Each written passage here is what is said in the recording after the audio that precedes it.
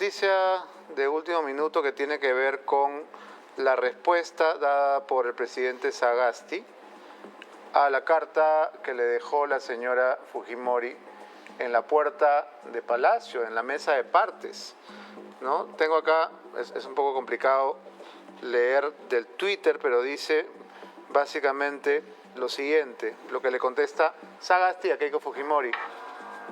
Me permito señalar que en virtud del principio de neutralidad que debe respetar toda institución del Estado y encontrándose el proceso de elecciones generales en curso, no resulta posible jurídicamente atender el pedido formulado. El pedido de Keiko es obviamente que se requiera a organismos internacionales la realización de una auditoría electoral. Y luego dice, líneas abajo, el Poder Ejecutivo y el Presidente de la República, en estricto respeto del principio de neutralidad reconocido constitucional y legalmente, así como de la autonomía de los organismos electorales, no pueden intervenir en un proceso electoral atendiendo un pedido de una de las fuerzas políticas participantes en la contienda electoral. Por ello, conforme al artículo 178 de la Constitución, las posibles irregularidades a las que hace referencia su carta, deben ser atendidas por el Jurado Nacional de Elecciones, que viene evaluando y resolviendo las impugnaciones y pedidos de nulidad formulados por las agrupaciones políticas. Al Poder Ejecutivo, de acuerdo con el texto constitucional, le corresponde cumplir y hacer cumplir las resoluciones del Jurado Nacional de Elecciones. Agradeciendo anticipadamente su atención, hago propicia la oportunidad para expresar, ¿verdad?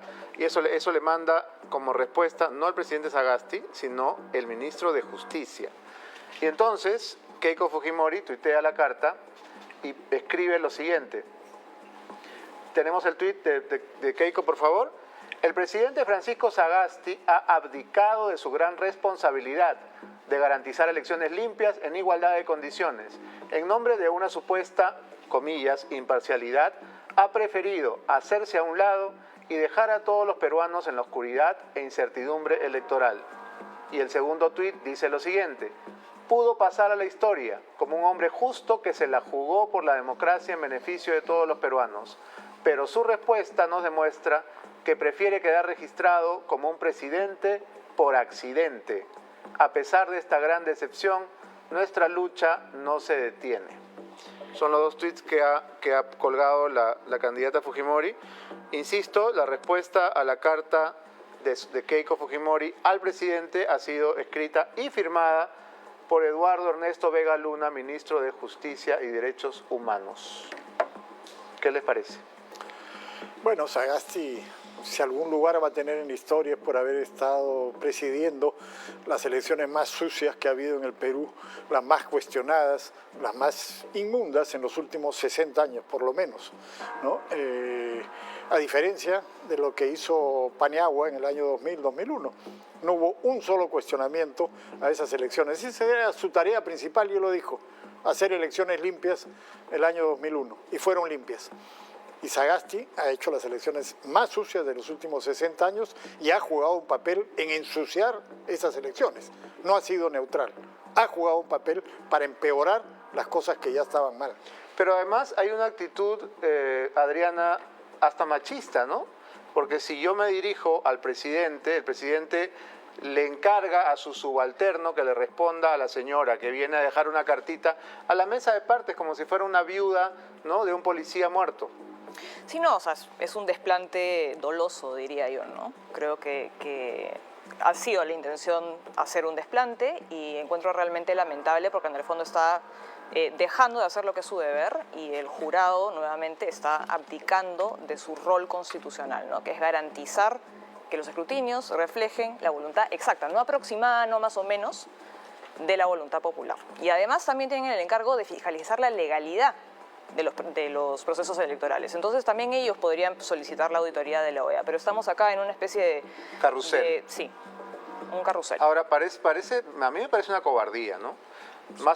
No es simplemente una cuestión de modales o de formas que la representante de un movimiento político importante te dirija una carta con tu nombre y tú le encargues a otra persona que responda como si fuera, bueno, asuntos menores, ¿no? Que yo no me voy a... Porque en realidad no es tanto el desplante, sino es cobardía para asumir la decisión. de También. firmar lo que está en esa carta. Porque claramente esa carta no tiene una coma que Sagasti no haya aprobado. Obvio.